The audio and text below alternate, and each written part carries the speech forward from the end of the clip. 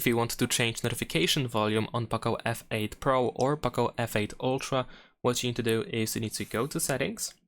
Then we're gonna scroll down a little bit and go to sound and vibration. And in here, you may notice that among these sliders, there is no slider for notification volume.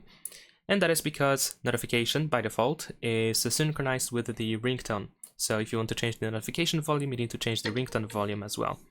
But what you can do is you can scroll down and go to additional settings. And then in here we have control notification sounds, so we can turn it on.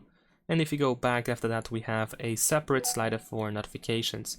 So you can change the volume for notifications separately. Besides that, of course, we can change the loudness by going to the control center or quick settings. And if you press and hold your finger on this slider, we can adjust here the notification sound as well.